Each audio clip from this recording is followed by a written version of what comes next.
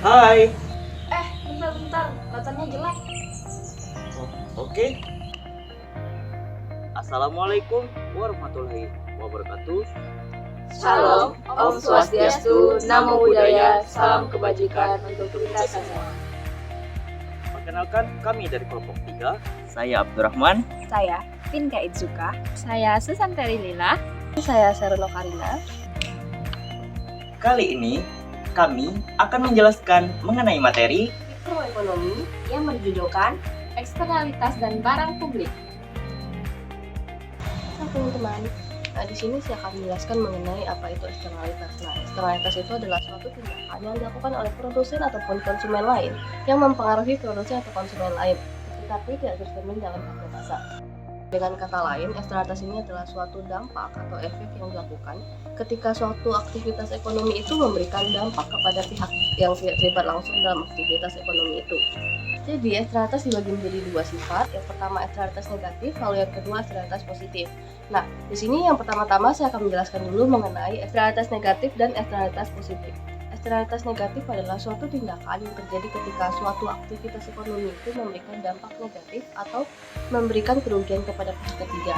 Nah, contohnya, ketika ada suatu perusahaan yang membuang limbahnya ke sungai, yang mana sungai tersebut merupakan mata pencaharian masyarakatnya sehari-hari. Maka, dengan banyaknya limbah yang makin hari makin banyak dibuang di sungai tersebut, ini akan mengakibatkan terjadinya pencemaran lingkungan sungai, sehingga akan mengakibatkan kurangnya tangkapan ikan mereka. Kurangnya tangkapan ikan mereka inilah yang disebut dengan eksternalitas negatif. Contoh lainnya seperti adanya sebuah pabrik, yang mana seperti yang kita ketahui ketika pabrik tersebut melakukan sebuah produksi, pasti banyak mengeluarkan polusi udara. Nah, polusi udaranya inilah yang akan mengakibatkan dampak negatif terhadap masyarakat sekitar, yang mana masyarakat sekitar yang tidak terlibat langsung dalam kegiatan produksi pabrik tersebut. Di sini kerugian yang dimaksud itu seperti dapatnya terjadi gangguan kesehatan karena polusi udara itu. Lalu yang kedua ada eksternalitas positif. Nah, kalau eksternalitas negatif tadi memberikan kerugian atau dampak negatif, nah eksternalitas positif ini adalah suatu aktivitas ekonomi yang memberikan manfaat ataupun dampak positif kepada pihak ketiga yang tidak terlibat langsung dalam aktivitas ekonomi ini. Contohnya, ketika seseorang merawat taman dengan cantik, maka tetangga dan masyarakat sekitarnya itu juga akan dapat menikmati keindahan taman bunga tersebut tanpa membayar biaya tambahan. Contoh lainnya, ketika saya memakai parfum, nah aroma wangi dari pemakaian parfum itu akan dapat dirasakan juga oleh teman-teman ataupun orang yang berada di sekitar saya tanpa membayar biaya tambahan dari pemakaian parfum itu. Nah, itulah yang disebut dengan eksternalitas positif. Lalu selanjutnya mengenai eksternalitas dan inefisiensi. Seperti yang telah saya jelaskan sebelumnya, karena eksternalitas tidak tercermin dalam harga pasar, eksternalitas ini bisa menjadi sumber terjadinya inefisiensi. Yang mana inefisiensi sendiri merupakan suatu keadaan di mana suatu sumber daya yang tidak digunakan secara optimal sehingga output atau hasil yang dihasilkan juga tidak maksimal. Efisiensi sendiri muncul karena biaya sebenarnya dari aktivitas ekonomi tersebut tidak tercermin dalam harga produk atau jasa yang dihasilkan. Nah, dengan kata lain, inefisiensi ini terjadi ketika sumber daya yang digunakan itu lebih banyak dari yang diperlukan untuk mencapai hasil tertentu.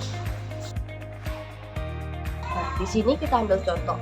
Ketika ada suatu perusahaan yang mana para karyawannya itu menghabiskan lebih banyak waktu di dalam rapat, yang mana seperti yang kita ketahui, apabila kebanyakan rapat itu tidak dapat dikatakan sebagai suatu rapat yang produktif, sehingga hal ini dapat mengurangi efektivitas kerja mereka, karena mereka itu tidak melaksanakan rapat dengan tujuan yang jelas dan juga tidak dapat manajemen waktu, sehingga ini mengakibatkan terjadinya inefisiensi.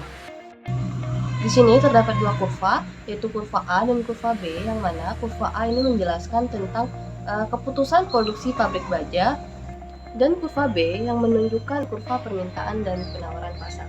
Nah, di sini terdapat gambar A yang menunjukkan keputusan produksi pabrik baja dalam pasar persaingan, yang mana pada kurva MC menunjukkan biaya produksi marginal pabrik baja tipikal. Di sini produksi perusahaan itu memaksimalkan laba dengan memproduksi output Q1, di mana biaya marginalnya itu sama dengan harga. Namun, ketika suatu output perusahaan berubah, Biaya eksternal yang ditanggung oleh nelayan hilir juga berubah. Di sini, maksud dari nelayan hilir itu adalah contoh pabrik baja yang membuang limbahnya ke sungai, seperti yang telah dijelaskan sebelumnya.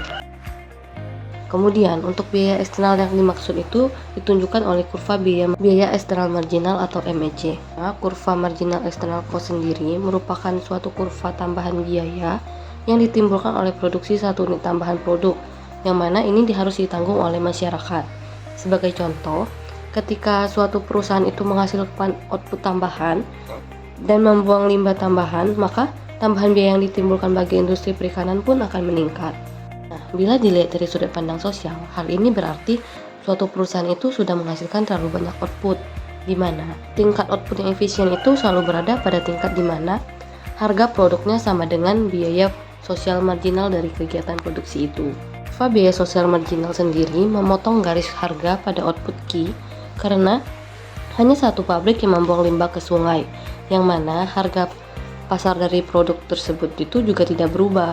Namun, ketika perusahaan itu ternyata menghasilkan terlalu banyak output dan menghasilkan terlalu banyak limbah, hal ini menunjukkan adanya inefisiensi pasar, yang mana sebuah perusahaan itu cenderung memproduksi lebih banyak Q1 daripada jumlah yang optimal Q2, karena mereka hanya memperhitungkan biaya internal mereka, bukan biaya eksternal yang ditimbulkan pada masyarakat.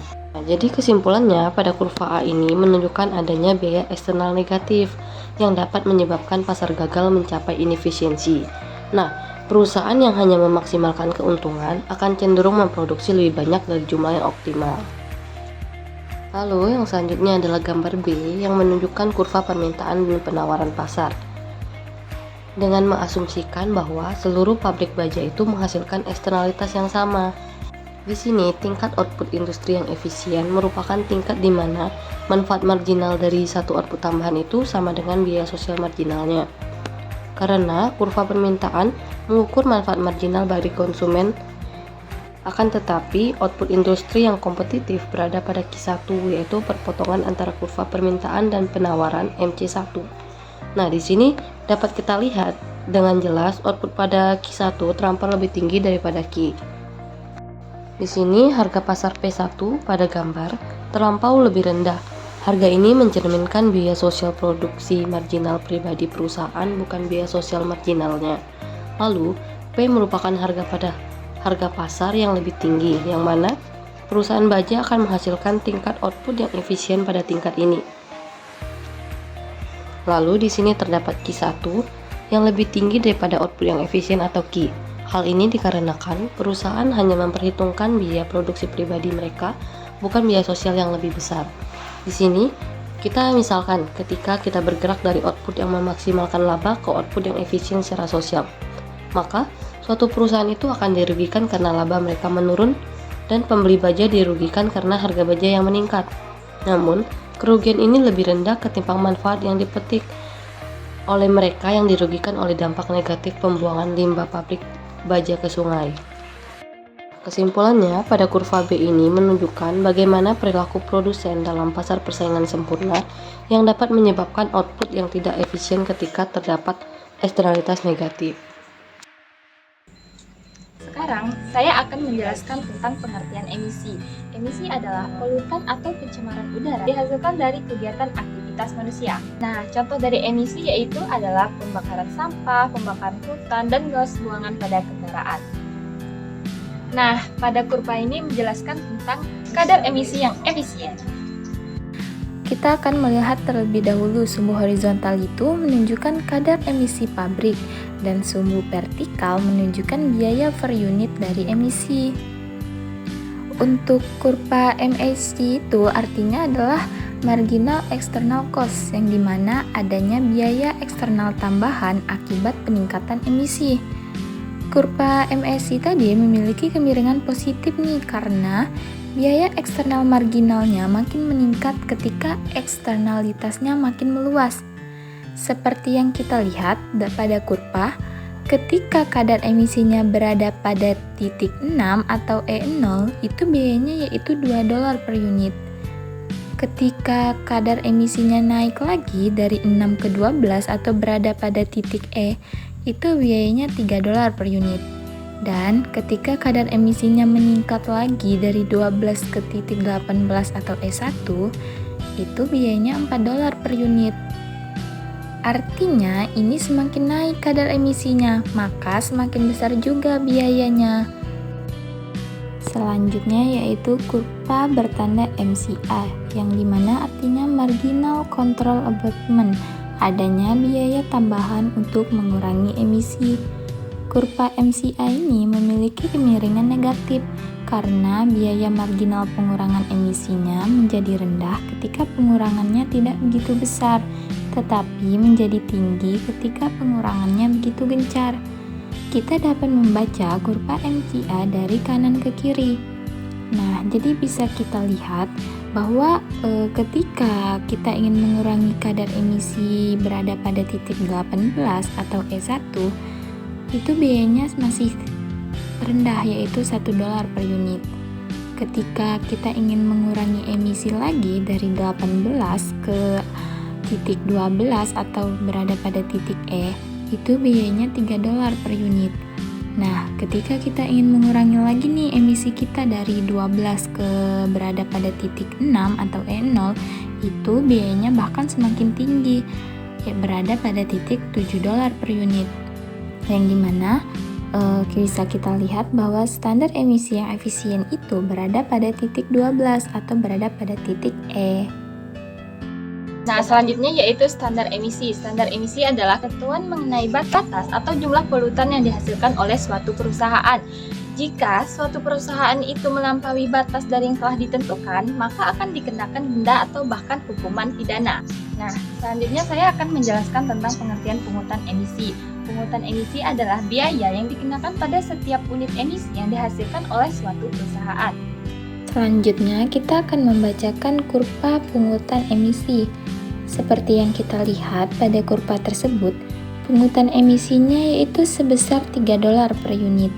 Karena dihadapkan pada pungutan sebesar ini, perusahaan meminimalkan biaya dengan cara mengurangi emisi dari 26 menjadi 12 unit. Oleh karena itu, dengan biaya yang sangat kecil, perusahaan dapat menghindar nih untuk membayar pungutan $3 per unit emisi tadi. Bahkan ketentuan ini berlaku ketika emisi di atas 12. Biaya pungutannya lebih rendah, akan tetapi jika di bawah 12, biaya pengurangan emisinya lebih besar daripada pungutan emisinya tadi. Oleh karena itu, perusahaan bersedia membayar $3 per unit dan menanggung biaya pengurangan emisi totalnya. Masih membahas tentang kasus pungutan emisi. Pada kurva berikut terdapat dua perusahaan, yaitu perusahaan MCA1 dan perusahaan MCA2. Yang mula-mula, kedua perusahaan memiliki jumlah kadar emisi yang sama, yaitu sebesar 14 unit. Untuk mendapatkan harga termurah, perusahaan MCA1 harus menurunkan kadar emisinya dari 14 unit menjadi 8 unit, dan perusahaan MCA2 harus menurunkan kadar emisinya menjadi 6 unit, sehingga kedua perusahaan mendapati harga yang sama dan termurah, yaitu $3. Apa yang terjadi jika kedua perusahaan menurunkan kadar emisinya dari 14 unit menjadi 7 unit?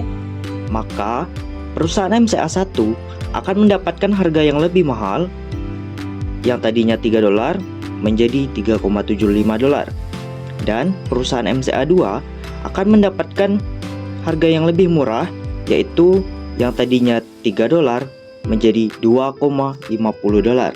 Perlu diketahui bahwa kedua perusahaan harus memiliki harga yang sama agar bisa menurunkan kadar emisinya tersebut.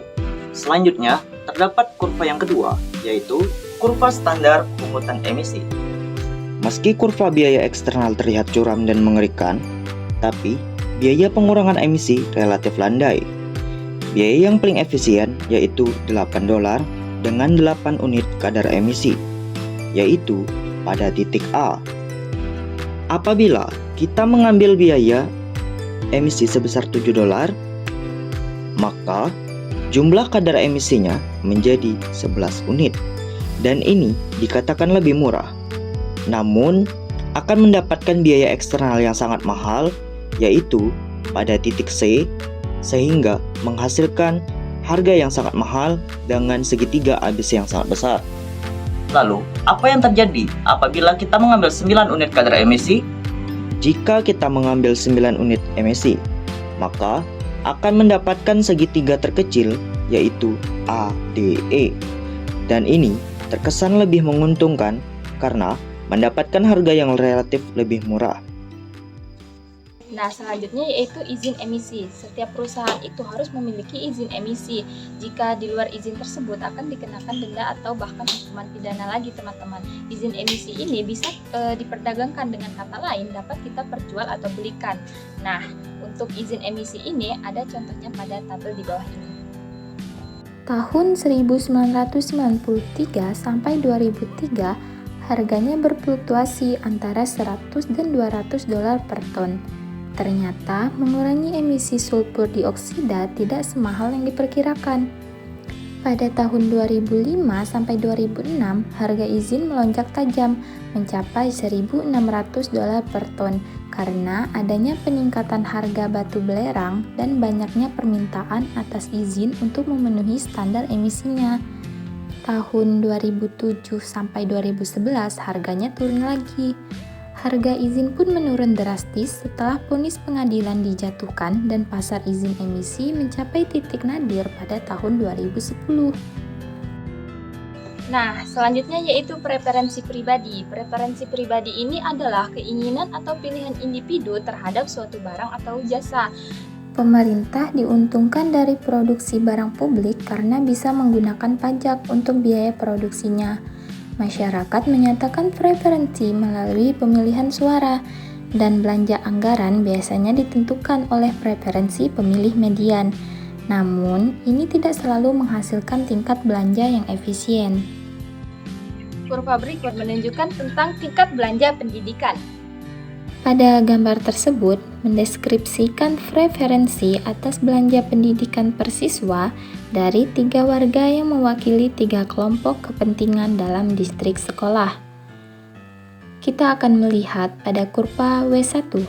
Kurva W1 itu menunjukkan kesediaan penduduk pertama atas pendidikan dikurangi pajak. Pada titik ini berada pada titik 600 dolar per siswa. Tadi awalnya memiliki kurva kemiringan positif karena dia semakin meningkat, tetapi ketika berada di atas 600 dolar per siswa, kurvanya itu akan semakin turun. Kita lihat turunannya yaitu dari 600 ke 2400, artinya semakin besar. Karena dia semakin besar tadi berada pada titik 2400 dolar per siswa, makanya rumah tangga tidak memperdulikan lagi antara tingkat belanja pendidikan per siswa dan tanpa belanja pendidikan sama sekali. Untuk kurva W2 mencerminkan kesediaan penduduk kedua untuk membayar setelah dikurangi pajak, memiliki bentuk yang sama tetapi mencapai titik maksimumnya pada tingkat belanja pendidikan sebesar 1.200 dolar per siswa. Untuk kurva W3, kesediaan membayar dari penduduk ketiga mencapai titik maksimum yaitu 1.800 dolar per siswa.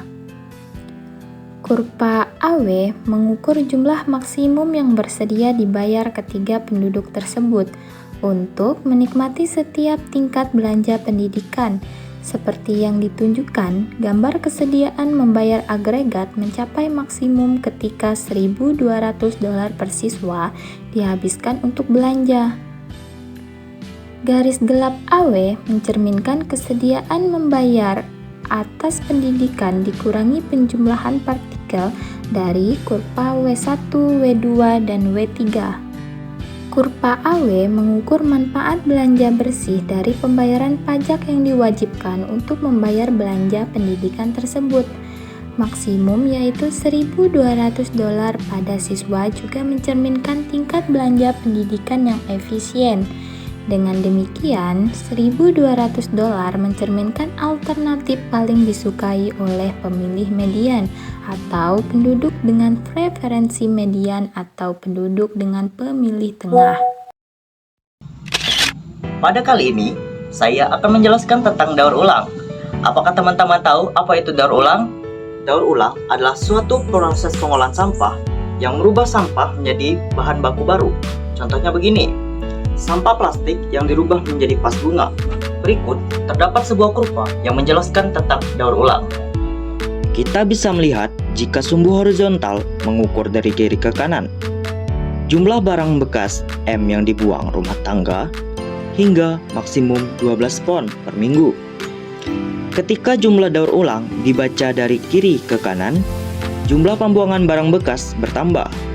Biaya pribadi marginal atau MC itu meningkat, tetapi pada tingkat yang lebih rendah dari biaya sosial marginal atau MSC. Kurva biaya marginal daur ulang MCR sebaiknya dibaca dari kanan ke kiri. Dengan begitu, saat ada 12 pon sampah, maka daur ulang itu tidak terjadi karena biaya marginalnya yaitu 0. Saat jumlah sampah menurun, jumlah proses daur ulang itu meningkat dan biaya marginal daur ulang pun bertambah. Jadi, pada kurva daur ulang tersebut, jumlah proses daur ulang yang efisien atas barang bekas merupakan jumlah yang menyamakan biaya sosial marginal dari pembuangan barang bekas MSC dengan biaya marginal proses daur ulang, atau MCR. Jumlah barang bekas yang efisien untuk membuang M bintang lebih murah daripada jumlah yang akan timbul dalam pasar swasta atau M1. Kali ini saya akan menjelaskan tentang hak milik. Secara mudah, hak milik yaitu ini barang saya, ini barang Anda, ini barang adik saya, dan ini barang adik Anda. Nah, dalam pengertiannya, hak milik adalah aturan hukum yang menggambarkan apa yang dapat dilakukan oleh individu atau suatu perusahaan dengan harta benda milik mereka sendiri. Dengan kata lain, Anda bisa dilindungi oleh hukum dan campur tangan dari pihak lain. Nah, contohnya begini.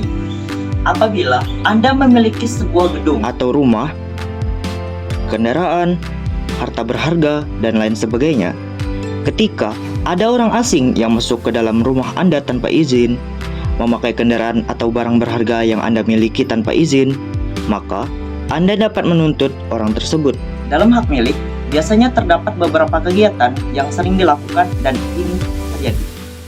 Salah satunya yaitu tawar-menawar dan efisiensi ekonomi.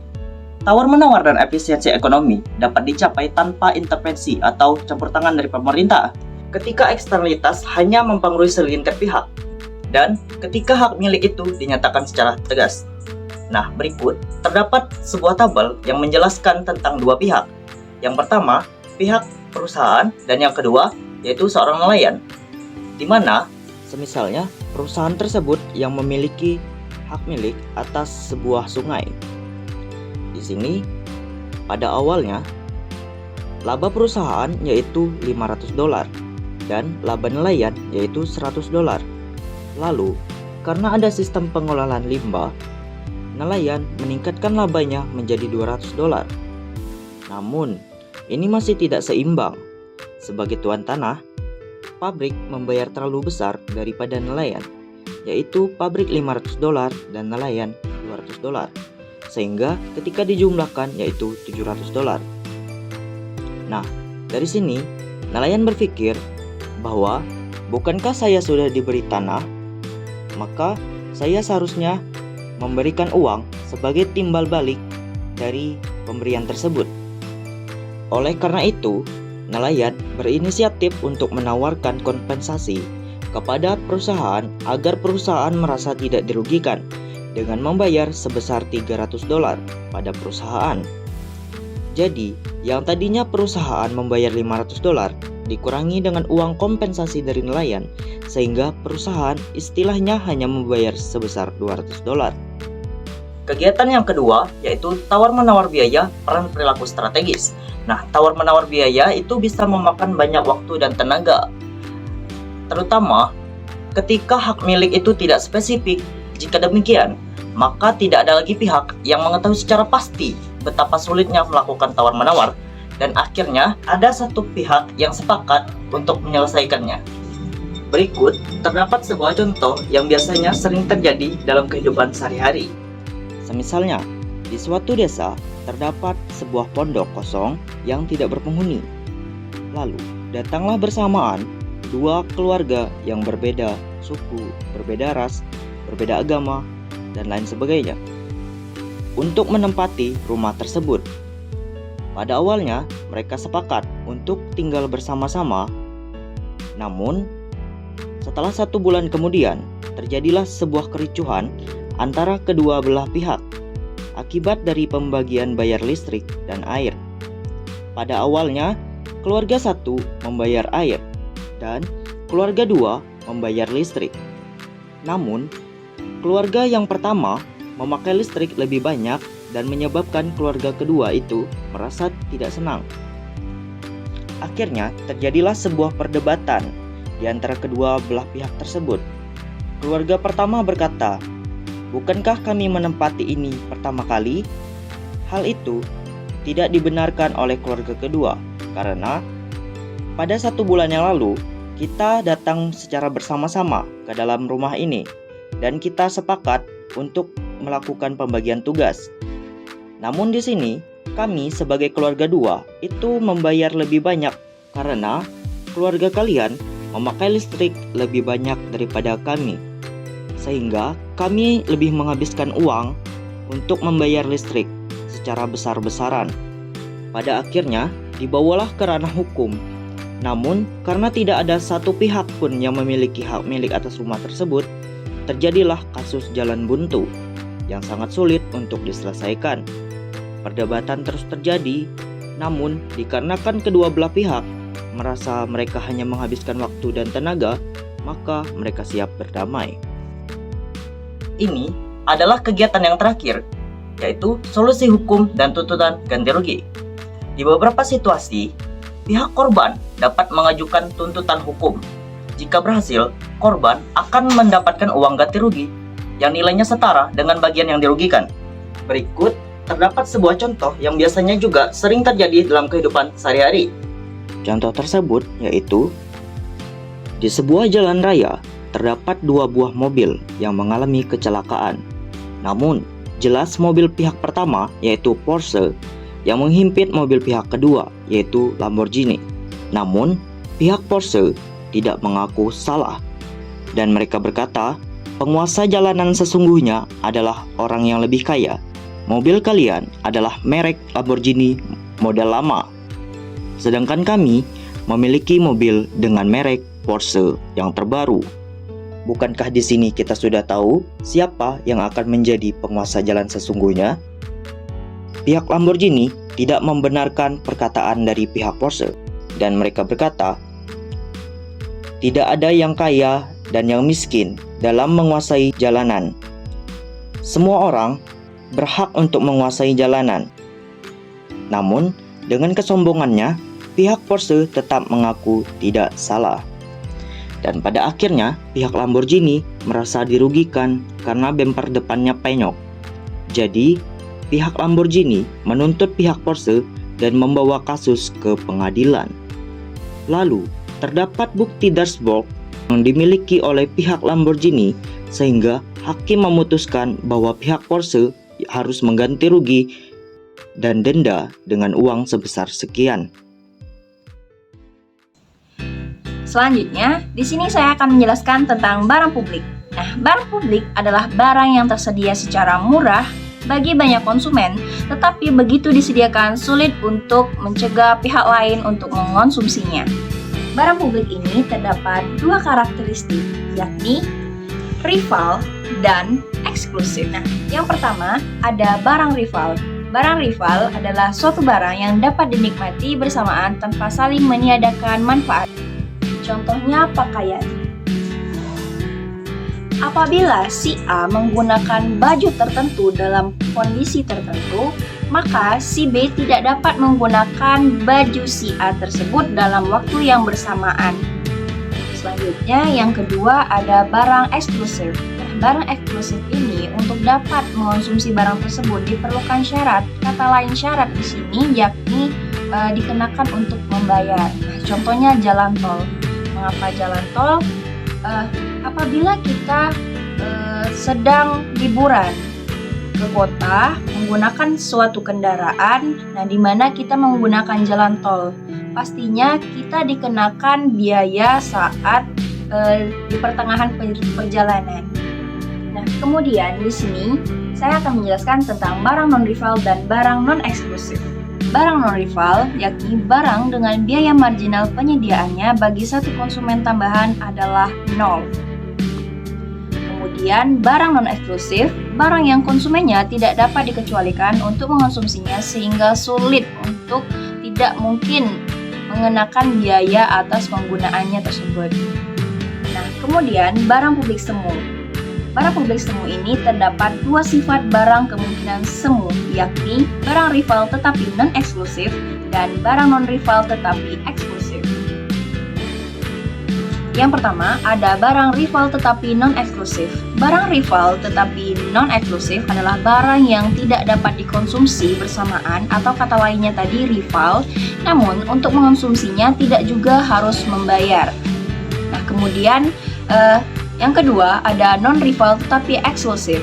Non-rival tetapi eksklusif adalah barang yang tidak dapat dikonsumsi bersamaan tetapi untuk mengonsumsinya diperlukan syarat atau harus membayar.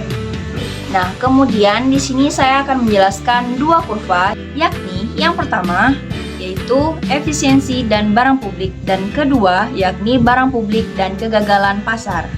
Nah, pada kurva yang pertama yakni kurva efisiensi dan barang publik. Pada kurva tersebut menggambarkan penyediaan barang publik yang efisien. Nah, barang publik memiliki sifat non-rival atau konsumsi oleh satu individu tidak mengurangi ketersediaan untuk individu lain dan manfaat sosial marginal. Nah, pada kurva tersebut dilihat kurva D yang terbentuk adalah hasil penjumlahan vertikal dari permintaan individu. Pada barang publik, permintaan individu, misalnya D1 dan B2, dijumlahkan secara vertikal untuk mencerminkan manfaat sosial total dari konsumsi barang tersebut. Artinya, manfaat sosial dari konsumsi barang publik dihitung dengan menjumlahkan seberapa besar setiap orang menghargai barang tersebut. Kemudian, kurva biaya marginalnya. Kurva biaya marginal atau MC atau marginal cost menggambarkan biaya tambahan untuk penyediaan satu unit tambahan barang publik. Titik perpotongan antara kurva permintaan agregat atau D dan kurva biaya marginal adalah titik keseimbangan yang menunjukkan tingkat output yang efisien.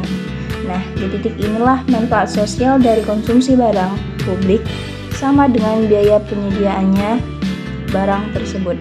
Nah, pada contoh kasus di pasar misalnya, contoh barang publiknya yakni pemeliharaan nasional atau penerangan jalan. Misalnya untuk penerangan jalan, semua orang kan di area tersebut akan mendapatkan manfaat dari penerangan tersebut tanpa mengurangi manfaat untuk orang lain atau kata lainnya non-rival. Nah, jika satu warga menghargai penerangan jalan sebesar $5 dan warga lain menghargainya sebesar $3, maka total manfaat sosial dari penerangan jalan di daerah tersebut yakni sebesar $8. Pemerintah atau penyediaan jasa akan menyediakan penerangan hingga tingkat biaya marginal untuk menyediakan penerangan tambahan yang sama dengan manfaat sosial total yang dihargai oleh warga. Nah, dari kurva tersebut membantu menentukan tingkat output yang efisien untuk barang publik, yaitu ketika manfaat sosial marginal sama dengan biaya marginalnya. Kemudian kurva yang kedua, yakni barang publik dan kegagalan pasar. Nah, pada kurva tersebut menunjukkan hubungan antara kesediaan membayar untuk udara bersih dengan kadar nitrogen oksida di udara yang fungsinya sebagai indikator polusi udara. Terdapat 3 kurva yang menggambarkan kelompok dengan tingkat pendapatan yang berbeda. Pendapatan tinggi, menengah, dan rendah. Dapat dilihat pada kurva, yakni kesediaan membayar berkurang seiring dengan meningkatnya kadar nitrogen oksida atau penurunan kualitas udara.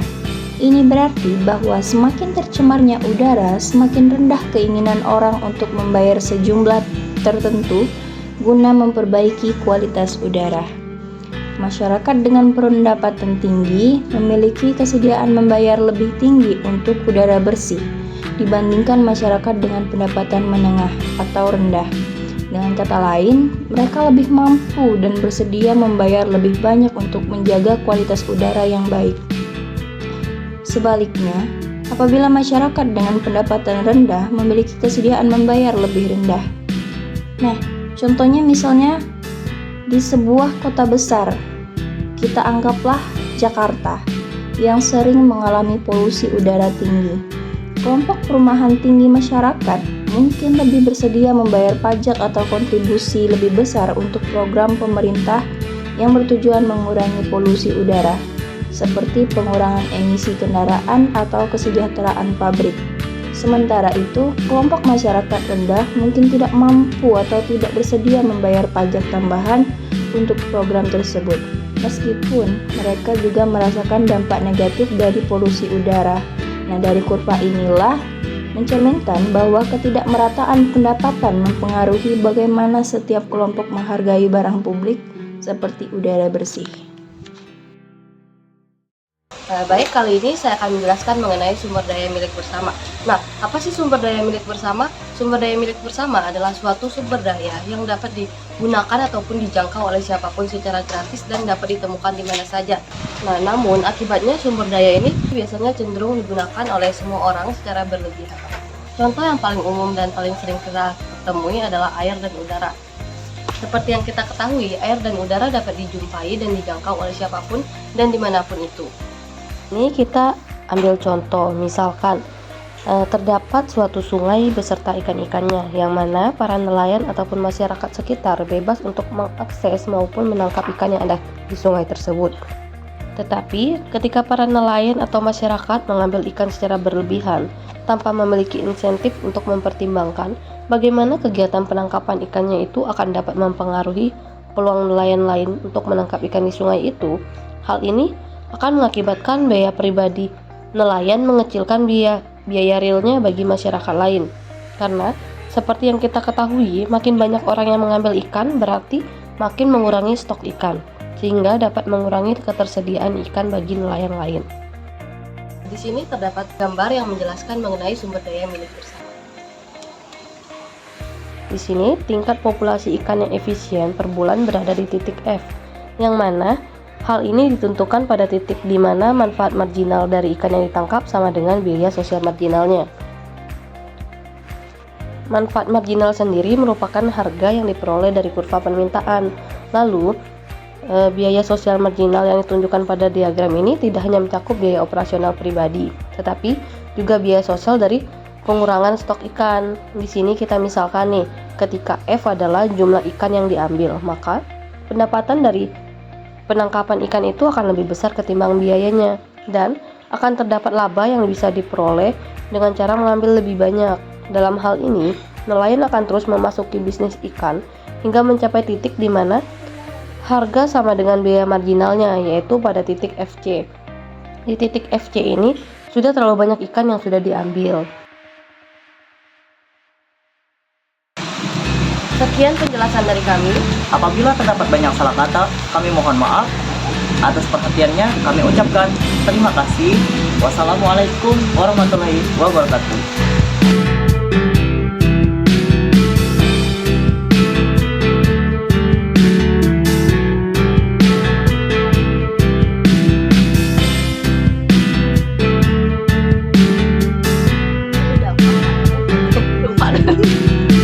Masih membahas tentang kasus penggunaan MSI